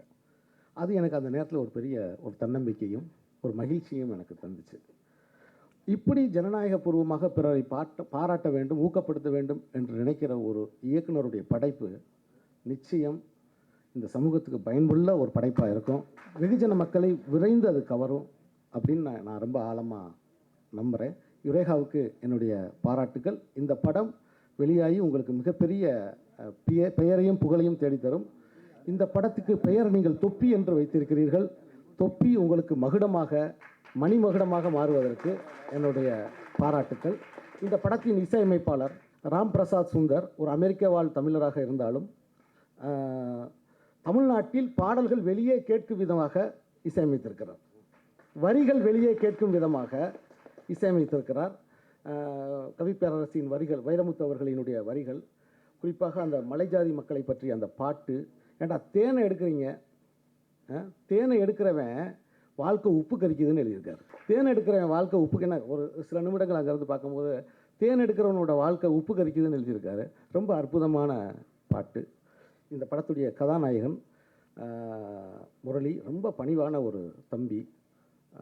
ஒரே ஒரு விஷயத்தை மட்டும், ஏன்னா நேரம் இல்லை, நிறைய பேர் பேச வேண்டியிருக்கு. ஒரே ஒரு விஷயத்தை மட்டும் நான் இந்த இடத்துல சொல்ல விரும்புகிறேன். கடந்த 10 ஆண்டுகளில் தமிழ் சினிமாவில், கடந்த 10 அல்ல 15 ஆண்டுகளில் தமிழ் சினிமாவில் உருவான கதாநாயகர்கள் நீங்கள் ஒரு கருத்து எடுத்து பார்த்தால், வாழ்க்கையில் வேறு வழியே இல்லை அப்படிங்கிற ஒரு சூழலில் தவிச்சு இருக்கிற ஒரு இயக்குனனும் தவிச்சு நிற்கிற ஒரு நடிகனும் சேர்ந்து தான் உருவாயிருக்காங்க. உருவாக்கப்பட்டவர்கள்லாம் காணா போயிட்டாங்க. நீங்கள் பார்த்தீங்கன்னா உங்களுக்கு தெரியும். ஏதாவது ஒரு மூலத்தில் ஒரு இயக்குனர் எல்லாவற்றையும் இழந்து நிர்மூலமாக நிற்கும்போது, அடுத்து என்ன செய்யுது, ஏதாவது ஒன்று கிடச்சா பற்றிக்கலாமான்னு நினச்சிக்கிட்டு இருக்கும்போது இருக்கிற ஒரு இயக்குனரோட அதே மாதிரி ஏதாவது ஒன்று கிடச்சா பற்றிக்கலாமான்னு தவிப்போடு நிற்கிற கதாநாயகி சேர்ந்து தான் உருவாயிருக்காங்க. நான் சொல்கிறது நீங்கள் லேட்டாக போய் வீட்டில் உட்காந்து யோசிச்சு பார்த்தா கரெக்டாக இருக்கும். ஏன்னா அது மாதிரி இந்த மாதிரியான ஒரு சந்தர்ப்பத்தில் ஒரு தவிப்போட தம்பி முரளி நிற்கிறத அவனோட கண்களில் நான் பார்க்குறேன். இந்த படத்தில் அது தெரியுது, ஒரு ஏக்கம் தெரியுது, அந்த நடிப்பில் அது தெரியுது. இப்போ யுரேகா மாதிரியான ஒரு போராளியோட சேர்ந்துருக்கிறனால தமிழ் சினிமாவில் ஒரு முக்கியமான நடிகனாக தம்பி முரளி வர்றதுக்கு என்னுடைய பாராட்டுக்கள், வாழ்த்துக்கள். இந்த படத்தோட தயாரிப்பாளர் 25 வருட கனவு அப்படின்னு சொல்லியிருந்தார். 25 வருட கனவு சினிமாவில் தயாரிப்பாளராவது அப்படின்னா, அப்போ 25 வருட உழைப்பை இந்த படத்துக்கு அவர் கொண்டு வந்திருக்கார். கண்டிப்பாக இந்த படம் உங்களை மேடேற்றி விடும். இந்த புதிய கலைஞர்களை, இந்த கலைஞர்களை நம்பி ஒரு மலைவாழ் மக்களினுடைய வாழ்க்கையை நீங்கள் படமாக எடுத்திருக்கிறீர்கள். இந்த படம் உங்களுக்கு பெருமையும் விருதையும் சேர்க்கும். வாழ்த்துக்கள். இந்த படத்தின் இயக்குனர் யுரேகா அவர்களுடைய முந்தைய படம் மதுரை சம்பவம் எனக்கு மிகவும் பிடித்த படம். முரளி எனது நல்ல நண்பர். மணங்குத்தி பறவைக்கு முதலில் நான் தேர்வு செய்தது முரளியை தான். இப்போ ரீசெண்டாக எனக்கு ஃபோன் பண்ணிவிட்டு வீட்டுக்கு வந்தார். இந்த மாதிரி தொப்பின்னு ஒரு படம் பண்ணுறேன் அப்படின்னு சொல்லி எனக்கு டீசர் காமிச்சார். நான் ரொம்ப கேர்லெஸ்ஸாக தான் உட்காந்து பார்த்தேன். பார்த்தோன்னே எனக்கு ஷாக் ஆச்சு.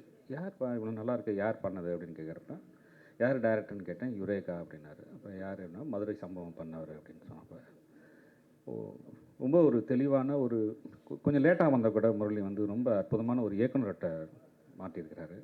இந்த படம் வந்து அந்த ட்ரெய்லர் பார்த்தப்போ எனக்கு ரொம்ப ஒரு திருப்தியாக இருந்தது. இந்த படம் வெற்றி பெற அத்தனை விஷயங்களும் அந்த ட்ரெய்லர் ஒரு மெச்சூரிட்டி இருந்தது அந்த இயக்குனர்கிட்ட. இந்த படம் ஒரு மிகப்பெரிய வெற்றி படமாக அமையறதுக்கு அத்தனை வாய்ப்புகளும் இருக்குது. இந்த டீம் ரொம்ப அழகாக செட் ஆகிருக்கு. இந்த டீமுக்கும் இந்த படத்தில் வெற்றின அத்தனை பேருக்கும் என்னுடைய வாழ்த்துக்களை தெரிவிக்கிறேன். அப்புறம் எல்லா தொப்பி எல்லா டீம் எல்லாருக்கும் என்னோடய வணக்கம். என்னோடய ஊர் கேரளா. அது நான் வந்து கொஞ்சம் மலையாளம் வரும். என்னைகளும் சொல்லும்போது எனக்கு தப்பு இருந்தால் மன்னிச்சிடுங்க. ஓகே, எனக்கு வந்து ஃபஸ்ட்டு சொல்ல வேண்டியது, எனக்கு இந்த தொப்பி ஃபிலிமில் வந்து எனக்கு ஆப்பர்ச்சுனிட்டி கொடுத்த டைரக்டர், ப்ரொடியூசர் சார், எனக்கு ரொம்ப நன்றி சொல்லணும்.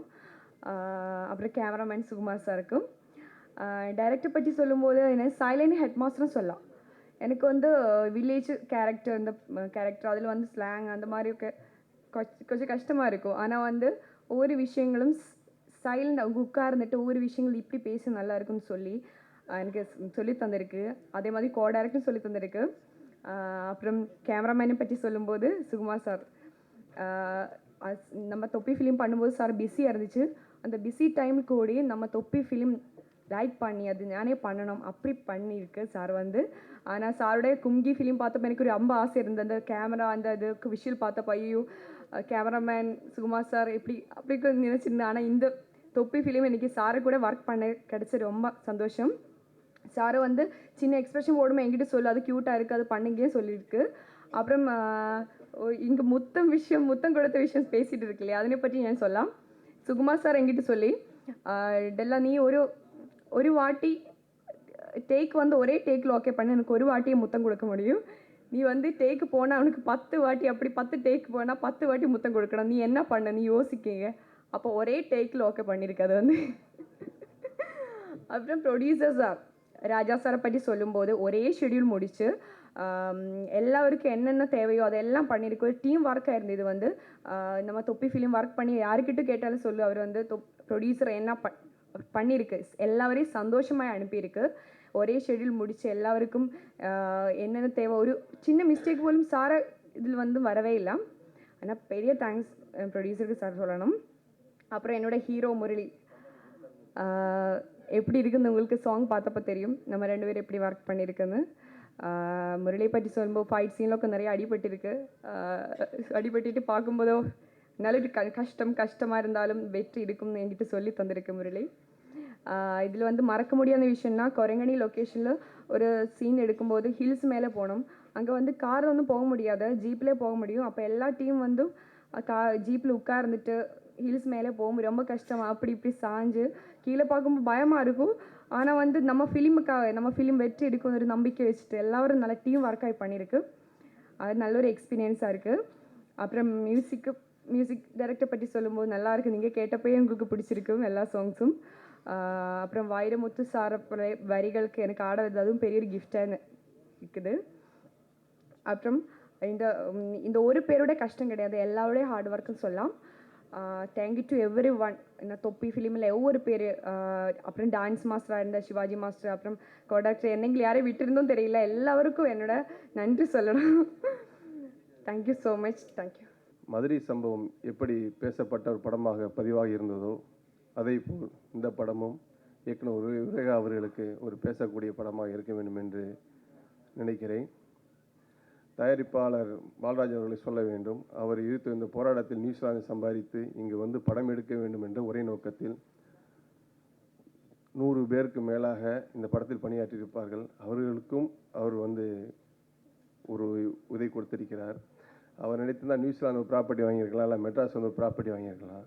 அவர் தயாரிப்பாளராக வேண்டும் என்ற ஒரே ஒரு நம்பிக்கையில் இருத்தனோட போராட்டத்தில் தான் சம்பாதித்த பணத்தை எடுத்து வந்து இங்கு இந்தியாவில் படம் எடுத்திருக்கிறார். அவருக்கு என்னோட தலையான மனமார்ந்த நன்றியை தெரிவித்துக் கொள்கிறேன்.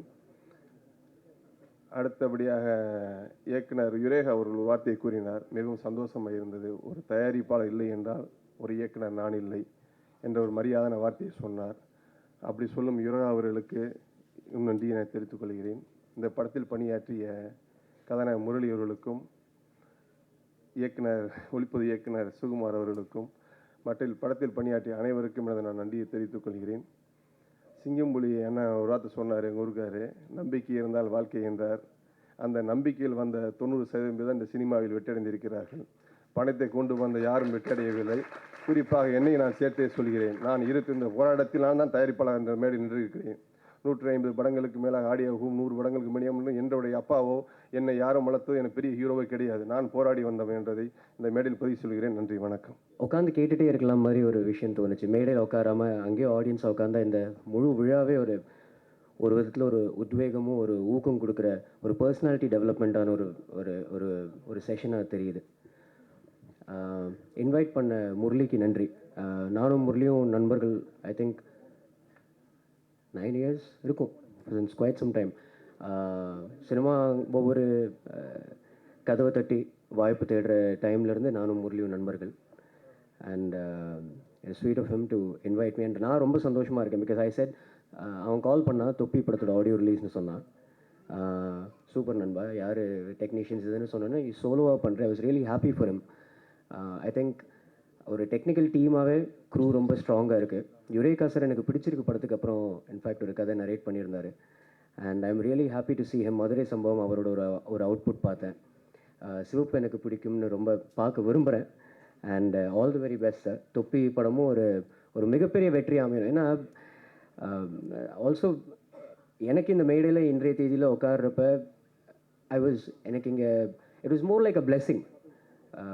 வாழ்த்து சொல்ல வந்திருக்கேன், நான் ஆசீர்வாதம் வாங்கிட்டு போகிற மாதிரியே இருக்குது. GNR sir, SP Muthuraman sir, இவங்களோட படைப்புகளை பார்த்துருக்குறோம். இவங்களோட அன்பு பண்பு இவ்வளோ நேரமாக உட்காந்து ஒரு ஸ்பீச்சை கொடுத்து பண்பாக உட்காந்து ஃபார் திஸ். ஏன்னா விழாவோட டைம் எக்ஸ்டெண்ட் ஆகுது, but E still sitting. I think ஒரு டிசிப்ளின், பல விஷயங்கள் அவங்க மூலமாக அவங்க சொல்லாமே ஒரு வரப்பிரசாதமாக இருக்குது. சிங்கம்புலி அண்ணன் சொன்னார் அபவுட் ஹவு இம்பார்ட்டண்ட் இஸ் உழைப்பு. அந்த ஒரு நம்பிக்கை, அந்த ஒரு உழைப்பை வச்சு தான் நம்ம போராடிட்டு இருக்கோம். இந்த பயணம் நமக்கு பிடிச்சிருக்கு. சக்ஸஸ் எப்போ வரணுமோ அது வரும். பட் இந்த பயணம் ஜாலியாக போயிட்டுருக்கிறதுக்கு நம்ம ஆண்டவன்ட்ட அந்த சக்தியும் கேட்குறோம். அண்ட் இந்த மாதிரி நல்ல உள்ளங்களோட சப்போர்ட்டும் கேட்குறோம். I think I'm the last to speak on the stage as of now, but there's one thing that I would like to share. சமீபத்தில் நான் ஒரு வீடியோ பார்த்தேன் where Harsha போக்லே spoke of one thing. Singampuli அண்ணன் சொன்னார் அபவுட் உழைப்பு அண்ட் நம்பிக்கை. அது தவிர எனக்கு அந்த கண்டென்ட் ரொம்ப பிடிச்சிருந்துச்சு. தட் டேலண்ட்க்கோ முழுமையான மதிப்பு ஒரு பாயிண்ட் வரைக்கும் இருக்குது. நமக்கு வாய்ப்பு நம்மளோட டேலண்ட் கொடுக்கலாம். ஆனால் நம்ம இன்னும் ஃபர்தராக முன்னேறணும்னா பல ஃபெயிலியர்ஸை தாண்டினதுக்கு அப்புறம் திருப்பி நிமிர்ந்து நிற்கிறதுக்கு நமக்கு ஆட்டிடியூட் ரொம்ப தேவை. ஏன்னா டேலண்ட்டுங்கிற ஒரு விஷயத்தை வச்சு எனக்கே முருகா படம் பார்த்துட்டு தான் பிடிச்சிருக்கு அமைஞ்சுது. ஒவ்வொரு படங்கள் தான் நமக்கு விசிட்டிங் கார்டாக இருக்குது. பட் ஐ திங்க் இந்த பயணத்தில் நம்ம சில ஃபெயிலியர்ஸ் ஃபேஸ் பண்ணுறோம். ஆஸ்திரேலியாவில் இன்ஃபேக்ட் ஒரு மிலிட்ரியில் ஆட்களை எடுக்கிறப்ப அவங்களோட குவாலிஃபிகேஷன்ஸை பார்ப்பாங்க. அண்ட் ஒருத்தனோட குவாலிஃபிகேஷனில் அவன் இவ்வளோ நல்ல ஷூட்டர், இவ்வளோ நல்ல இந்த வார்ஸ் எல்லாம் ஜெயிச்சிருக்கான், இவ்வளோ மெடல் வாங்கியிருக்கான்னு மட்டும் ஒருத்தனோட குவாலிஃபிகேஷன் இருந்துச்சுன்னா அவனை ரிஜெக்ட் பண்ணிடுவாங்க. ஏன்னா அவனுக்கு ஒரே ஒரு ரீசன் இஸ் அவன் வாழ்க்கையில் இது வரைக்கும் ஃபெயிலியரை பார்க்கல. அப்போ சடனாக ஒரு சுச்சுவேஷனில் ஒருத்தன் முன்னாடி தோல்வி வந்துச்சுன்னா அவன் அதை எப்படி ஏற்றுக்குவான்? அந்த மாதிரி ஆட்களை ரிஜெக்ட் பண்ணிவிட்டு யார் தோல்வியை பார்த்துருக்குறாங்களோ அவங்கள தேர்ந்தெடுப்பாங்க. ஸோ ஐ திங்க் ஒரு பாயிண்ட்டுக்கு அப்புறம் நம்மளோட உழைப்பு தவிர நம்மளோட attitude is very important. And thank you இந்த ஃபங்க்ஷனுக்கு என்னை கூப்பிட்டதுக்கு. என்ன இந்த விழாவில் இத்தனை பேருக்கு மத்தியில் இத்தனை பேரோட பேச்சை கேட்குறப்ப ஒரு புது உத்வேகத்தோட ஒரு புது பாசிட்டிவ் வைபோட நான் போகிறேன். தொப்பி படம் மிகப்பெரிய படமாக வெற்றி படமாக அமையணும்னு நான் ஆண்டவன்ட்ட வேண்டிக்கிறேன். சென்னைக்கு வந்தது நடிக்கலாம் வரல, வேலை பார்க்க தான் வந்தேன். அப்போ எங்கள் அம்மா சொல்லி அனுப்பிச்சது ஒன்று தான். எனக்கு அக்கா இருக்காங்க. அக்கா பையனாக பிறந்திருந்தா கூட நான் சென்னைக்கு அனுப்பிச்சிருக்க மாட்டேன், நீ பொண்ணாக பிறந்தாலும் நான் சென்னைக்கு அனுப்பிச்சிருப்பேன் தைரியத்தோடு எங்கள் அம்மா அனுப்பிச்சாங்க ஊருக்கு. அம்மா அதை ஓரளவு காப்பாற்றிருக்கேன் நம்புகிறேன். இன்னும் பண்ணுறேம்மா, தேங்க்ஸ். எங்கள் மேடையில் இருக்க எல்லாருமே மிகப்பெரிய எல்லாருமே பெரிய inspiration, close to the heart. இன்றைக்கி நான் கூப்பிட்டது எல்லாருமே நிறைய பேர் நான் இன்வைட் பண்ணல. ஒருத்தர் விமல் பிரதர் ஆகட்டும், விஜய் சேது பிரதர் ஆகட்டும், எல் சார் ஆகட்டும், சி ராமசாமி ஆகட்டும், எல்லாருமே ஒவ்வொருத்தவங்களும் தாத்தா கூட நான் ரொம்ப க்ளோஸ் டு தி ஹார்ட் தான் எல்லாருமே இருக்கிற மாதிரி நான் கூப்பிட்டேன். எல்லாரு கூடயும் நான் ஒரு பாண்டடோடு இருந்திருக்கேன். அந்த பாண்டிங்க்கு மரியாதை கொடுத்ததுக்கு ரொம்ப ரொம்ப நன்றி. அதுக்கு நான் ஸ்டேஜில் தேங்க்யூ ஸோ மச். அண்ட் எனக்கு ஒரு பொறுப்பு ஒன்று கிடச்சிருக்கு. அந்த கொடுத்தது சுகுமார் சார். சுகுமார் சார் நன்றி எப்படி சொல்கிறதுன்னு தெரில சார், ஆனால் பேரை காப்பாற்றேன் சார், அது மட்டும் ஒன்று சொல்லிக்கிறேன். அண்ட் இந்த குடும்பத்தில் இருக்க எல்லாத்துக்கும் ரொம்ப ரொம்ப நன்றி. அவங்க சப்போர்ட் இல்லைன்னா நான் வந்திருக்க மாட்டேன். அண்ட் இந்த படத்தில் சார் எஸ்பிஎம் சார் சொல்லியிருந்தாங்க ஃபுல்லாக டீம் ஒர்க் இல்லாட்டி ஜெயிச்சிருக்க முடியாது. இது என்டையர் டீம் ஒர்க் சார். நாங்கள் பெரிய லெவலில் மிகப்பெரிய போராட்டம் சார். இந்த படம் இன்றைக்கி ஆடியோ லான்ச்சில் நாங்கள் நிற்கிறோம் அப்படின்னா ஒரு சாதாரணமான விஷயம் இல்லை. சுகுமார் சார் ஆகட்டும், மோனமேந்திரன் சார் ஆகட்டும், என்னோட எடிட்டர் நிர்மல் ஆகட்டும், இதெல்லாம் தாண்டி என்னோட ஒரு படம் இயக்குனர் இந்த படத்தில் கோட் ரைக்ஷர் பண்ணார் ராம்குமார் சார். நான் பெரிய நன்றி சொல்லிக்கிறேன் சார் ராம்குமார் சார். அண்டு என்னோட குருநாதர் அவர் தான் என்னோட இதுவுமே இந்த படத்துலையும் என்னை வழி நடத்துனது அவர் தான். Thank you sir, thank you so much. And எல்லாத்தையும் மீறி இந்த ஃபஸ்ட் லுக் இவ்வளோ அழகாக இருக்குது அப்படின்னா அது காரணம் என்னோட நண்பன் ஷபீர். பணத்தை எதிர்பார்க்காம உழைப்பை மட்டுமே எதிர்பார்த்து எனக்காக இந்த ஒர்க் எல்லாம் பண்ணி கொடுத்த ஷபீருக்கு ஹேட்ஸ் ஆஃப் ஷபீர். நான் என்னைக்கு மறக்க மாட்டேன். Thanks lot. இங்கே வந்திருக்கக்கூடிய எல்லாத்துக்கும் ரொம்ப ரொம்ப நன்றி. நான் நிறைய நல்லா பேசுவேன் சொல்லியிருக்காங்க, பட் இப்போது பேச முடியல. ரொம்ப தேங்க்ஸ் ஹேமச்சந்திரன். நான் உன்னை கூப்பிடவே இல்லை, நீ வந்திருக்க. ரொம்ப தேங்க்ஸ் ஹேமச்சந்திரன். ரொம்ப ரொம்ப நன்றி. எல்லாத்துக்கும் நன்றி. ஒவ்வொருத்தங்களும் நான் வரணும்னு ஆசைப்பட்ட ஒவ்வொருத்தங்க தான் இங்கே உட்காந்துருக்கீங்க. ஏன்னா இந்த கேமராக்கு பின்னாடி நான் மைக்கோட உட்காந்துருக்கேன். எல்லாத்துக்கூடையும் தொகுத்து வழங்கியிருக்கேன் நிறைய நிகழ்ச்சிகள். நீங்கள் எல்லாருமே இன்றைக்கி வந்து ஒவ்வொருத்தவங்களும் எனக்கு கை கொடுத்து ப்ளஸ் பண்ணப்போ பிரதர் சூப்பர் பிரதர்னு சொன்னது தான் எனக்கு ஒரு பெரிய ஒரு பூஸ்டப்பாக இருந்தது. அது இன்னும் நிறைய பண்ணணும். அதுக்கு உங்களோட வாழ்த்துக்கள் எல்லாமே எனக்கு வேணும். Thank you so much. Thanks a lot. ரொம்ப ரொம்ப நன்றி. என்னோட ப்ரொடியூசருக்கு ரொம்ப நன்றி. சார் சொன்ன மாதிரி தென்னப்பன் சார் உண்மையாகவே ப்ரொடியூசர் வந்து மேலே சார் அதெல்லாம் ஒன்றும் சொல்ல முடியல. ஏன்னா ரொம்ப கஷ்டப்பட்டு தான் அது இது பண்ணியிருக்காங்க. நீங்களும் கொஞ்சம் சப்போர்ட் பண்ணணும் சார், அது மட்டும் நான் கேட்டுக்கிறேன். டீம் ஒர்க்குன்னு சொன்னப்போ எல்லாருமே சேர்ந்து நாங்கள் அவங்க சார்பாக நான் கேட்டுக்கிறேன் sir. And thank you so much sir. And Balu சாருக்கும் பரமராஜா சாருக்கும் கோடான கோடி நன்றிகள்.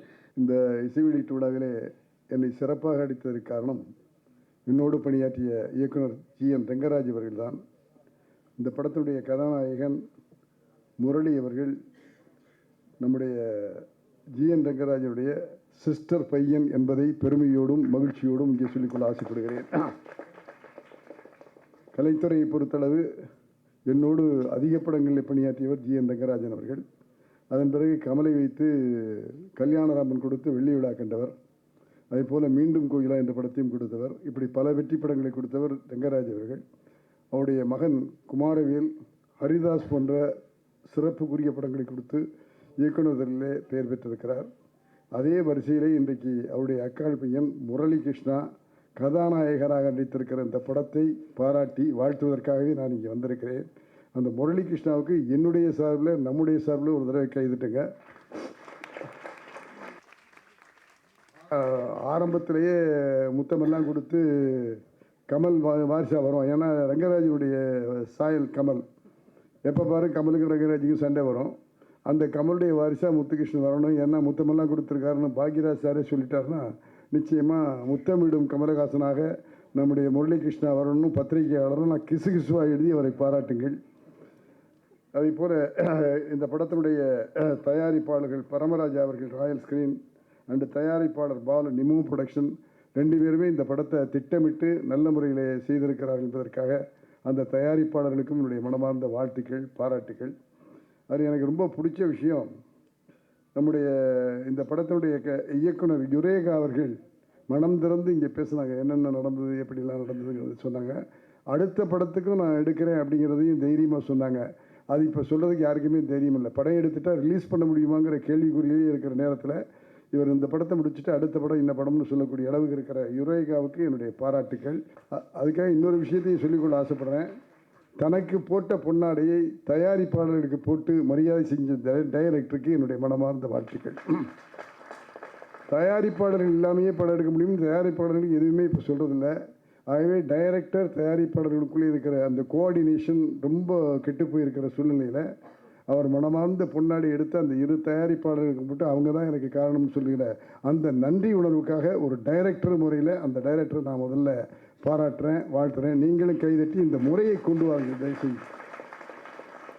எல்லாருக்கும் ஒரு யூனிட்டி இருந்தால்தான், ஒரு ஒற்றுமை இருந்தால்தான் வெற்றி படங்களை கொடுக்க முடியும். அதுக்கு நான் வெளியே எங்கேயுமே நான் போய் சொல்ல வேண்டாம். எஸ்பி முத்துராமன்னா எஸ்பி முத்துராமன் இல்லை, எஸ்பி முத்துராமன் யூனிட். என்னுடைய வெற்றி எல்லாம் எஸ்பி முத்துராமனுடைய யூனிட்டுக்கு சொந்தம். தோல்வி வந்து அது எஸ்பி முத்துராமனுக்கு சொந்தம். அப்படித்தான் நாங்கள் வாழ்ந்தோம். ஒன்றுபட்டால் உண்டு வாழ்வு என்பதை போல எல்லா விஷயத்திலையும் ஒன்றுபட்டு செயல்பட்டால் நிச்சயமாக வெற்றி நம்மிடத்திலே வந்து சேரும். அதுபோல் சேருவதற்கு யுரேகாவையும் அவருடைய குழுவினரையும் ஒன்றுபட்டு செயல்படுங்கள், நீங்கள் வெற்றி பெறுவீர்கள். உதாரணத்துக்கு என்னை எடுத்துக்கொள்ளுங்கள் என்று தைரியமாகவே சொல்லுகிறேன். 70 படங்களை இயக்கியிருக்கிறேன்.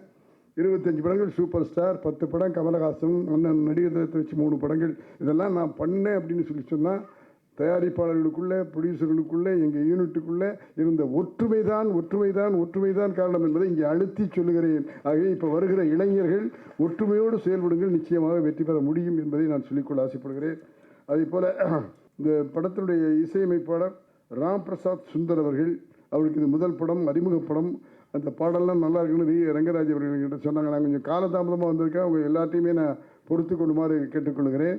அந்த பாடலை வைத்திருக்கிற ராம் பிரசாத் சுந்தர் இசையமைப்பாளருக்கும் பாடல்கள் எல்லாம் எடுத்துக் கொடுத்திருக்கிற நம்முடைய கவிப்பரசு வைரமுத்து அவர்களுக்கும் என்னுடைய மனமார்ந்த பாராட்டுக்கள், வாழ்த்துக்கள். அதே போல் ஒளிப்பதிவாளர் சுகுமாரை பற்றி நம்ம இனிமேல் அறிமுகப்படுத்த வேண்டிய அவசியமே இல்லை. அவர் கொடுத்த படங்கள் எல்லாமே மைனா, கும்கி, காக்கி சட்டை, எல்லா படங்கள்லையுமே அவர் ஒளிப்பதிவுன்னா என்ன என்பதை படத்தில் காட்டினார். அதாவது கதை இயக்குனர் எவ்வளோ தான் தயார் செஞ்சிருந்தாலும் அதை ப்ரெசென்ட் பண்ணுகிற பொறுப்பு ஒளிப்பதிவாளருக்கு உண்டு. அதே நான் எப்போவுமே சொல்லுவேன், டைரக்டருடைய கண்கள் ஒளிப்பதிவாளர்னு. அப்படி நம்முடைய யுரேகாவுக்கு ஒளிப்பதிவாளர் சுகுமார் அவர்கள் கண்ணாக இருந்து கண் ஒளி போல அந்த படத்தை எடுத்திருக்கிறார். அவருக்கு ஒளிப்பதிவாளராகவும் எனக்கு வாழ்த்துக்கள், நடிகராகவும் அவருக்கு வாழ்த்துக்கள். அடுத்த வாய்ப்பு நடிகருக்கு வாய்ப்பு கிடைச்சிருச்சு அவருக்கு. ஹீரோயின் அவர்கள் வழக்கம் போல கதாநாயகியுடைய வரிசையில் அவரும் சிறந்த கதாநாயகியாக வர வேண்டும் என்று மனமாற உடமாற நான் வாழ்த்துகிறேன். அருள்தாஸ் முக்கியமான கதாபாத்திரம். அவர் பிரபல ஒளிப்பதிவாளர் இருந்தவர், இப்போது பிரபல நடிகராக தென்மேற்கு பருவக்காற்று, அழகர்சாமி குதிரை, சூது கவுங்கிற படங்களில் நடிச்சிருக்காரு. மொத்தம் டைரக்டர்கள் நடிகர்களாக இருந்த காலத்தில் போய் இப்போ ஒளிப்பதிவாளர்கள் நடிகர்களாக வந்து கொண்டிருக்கிறார்கள். அந்த ஒளிப்பதிவாளர்களுக்கு நம்முடைய பாராட்டுகள்.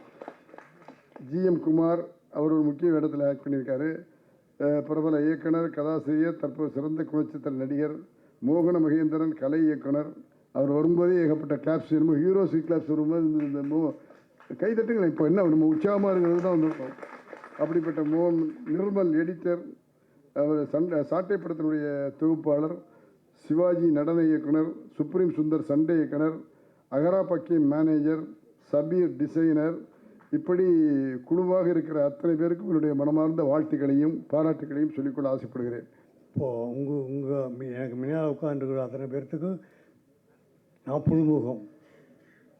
இந்த காலத்தில் புதுமுகங்கள் நிறையா வர்றாங்க, அந்த நல்லா முன்னேறுறாங்க. அவங்களுக்கெல்லாம் நாங்கள் புதுமுகம், அவங்க எல்லாம் புதுமுகம் வர்றதுனால எல்லோரும் சிறப்பாக ஒரு முன்னேற்றம் அடைகிறாங்க. நிறையா படங்கள் இருக்குது இந்த காலத்தில். அந்த காலத்தில் இருந்த மாதிரி இல்லை படங்கள். அந்த காலத்தில் நானும் எஸ்பிஎம்மு எல்லோரும் இருக்கும்போது ஒரு படம் 17 லட்சம் 18 லட்சத்துக்கு கூட ஃபஸ்ட்டு காப்பி ரெடி பண்ணிடுவோம். அப்போ அதே அதிகம் அப்படின்னு ஃபீல் பண்ணுவாங்க ப்ரொடியூசர். ஆனால் இப்போது ஒரு சாங்குக்கு மட்டும் 25 லட்சம் செலவு, 30 லட்சம் செலவாகுது. ஆனால் வியாபாரம் ஆகுது, நல்லா போகுது. சிறப்பான டெக்னீஷியன் இருக்கும்போது, சிறப்பான நடிகர்கள் இருக்கும்போது, புகழ்பெற்ற நடிகர்களெல்லாம் இருக்கும்போது அந்த படம் சிறப்படையுது. நம்ம தமிழ் படத்தில் ஹீரோக்கள் தான் மெயினாக எடுத்துக்கிறாங்க. ஹீரோக்கள் எல்லாம் சிறந்த திறமைசாலிகள். அவங்கள வச்சு தான் முதலீடே பண்ணுறாங்க. அந்த முதலீடு கண்டிப்பாக இப்போ திருப்பி வருது, கோடிக்கணக்கில் போடுறாங்க, கண்டிப்பாக திருப்பி எடுக்கிறாங்க. எடுக்காதது 1-2 எடுக்காத இருந்தால் கூட அடுத்தடுத்த படங்களில் எடுத்துடுவாங்க. அந்த மாதிரி சூழ்நிலை இப்போ இருக்குது. அந்த காலத்தில் நான் குறைச்சலாக எடுத்தால் கூட படம் வெற்றி அடையலைனாக்கா நம்ம பாதிப்பு ஏற்பட்டும். தலைகாணி போட்டு தலையில் துண்டு போட்டுட்டாங்களா ப்ரொடியூசரு அப்படிம்பாங்க அந்த காலத்துலேயே. இப்போ இருக்கிறவங்களுக்கு அந்த மாதிரி நிலைமை வந்தாலும் அது அவங்க அடுத்தடுத்து ஸ்டெப் வைக்கிறதுனால முன்னேறுறாங்க. இந்த தொப்பி படத்தில் ஹீரோவாக நடிக்கிற முரளி, அவர் எஸ்பிஎம் சார் தப்பாக சொல்லிட்டாரு. என் சிஸ்டர் பையனில் என்னுடைய பேரன், அதாவது எங்கள் அண்ணனுடைய பொண்ணோட பையன் முரளி. இந்த சினிமா உலகத்துக்கு நான் முதல்ல எங்கள் ஃபேமிலியிலே முதல் வந்தவன் நான் தான். 55 வருஷம் ஆச்சு நான் வந்து. நான் வரும்போது பீம்சிங்க டைரக்டர் பீம்சிங்கிட்ட எடிட்டிங்கில் சேர்ந்தேன். 7ஆவதாக சேர்ந்தேன். நம்ம சீக்கிரத்துலேயே 1ஆவதாக வந்துட்டேன். காரணம் என்னென்னா உழைப்பு, அக்கறை. நம்ம எந்த தொழில் செய்கிறோமோ அந்த தொழில் மேலே அக்கறை வேணும், சின்சியர் வேணும். உடல் உழைப்போடு மட்டும் இல்லாமல் நாணயமாக நம்பிக்கையாக இருக்கணும் தொழிலில். அந்த தொழில் இருக்கிறவங்க எல்லாருமே எனக்கு கண்டிப்பாக முன்னுக்கு வருவாங்க. இன்றைக்கி ஆயிரக்கணக்கான நடிகர்கள் வர்றாங்க, டெக்னீஷியன்ஸ் வர்றாங்க. படத்தின் இயக்குனர் யுரேகா அவர்கள் பேசும்போது மிகவும் நம்பிக்கையுடனும் உறுதியாகவும் பேசினார்கள். அந்த நம்பிக்கையும் உறுதியும் கண்டிப்பாக அவருக்கு வெற்றியை தேடித்தரும். அவரும் சிறந்த படைப்பை கொடுத்துருக்கிறார். மைனான்னு ஒரு படம் கொடுத்துருக்காரு. அதெல்லாம் பார்க்கும்போது அதை பேக்ரவுண்டாக வச்சு பார்க்கும்போது கண்டிப்பாக இந்த படம் வெற்றி அடையும். நானும் சாங்கு பார்த்தேன். 2 சாங் நல்லா இருந்தது, ட்ரெய்லர் நல்லா இருந்தது. அவருடைய திறமை அதில் வெளிப்பட்டது. அவர் மேலும் மேலும் வளர்ந்து பெரிய அளவில் ஆகணும்னு நான் வாழ்த்துக்கிறேன். என் பேரன் முரளிக்கு இந்த படத்தில் முதல் படம். இதுக்கு முன்னால் 2 படங்களில் பண்ணியிருந்தாலும் அது செகண்ட் ஹீரோவாக தான் பண்ணியிருக்கிறான். இந்த படத்தில் தான் முழு ஹீரோவாக பண்ணியிருக்கிறான். இவனுக்கு வாய்ப்பு கொடுத்த தயாரிப்பாளர்களுக்கும் இயக்குனருக்கும் என்னுடைய சார்பில் நன்றி தெரிவிக்கிறேன்.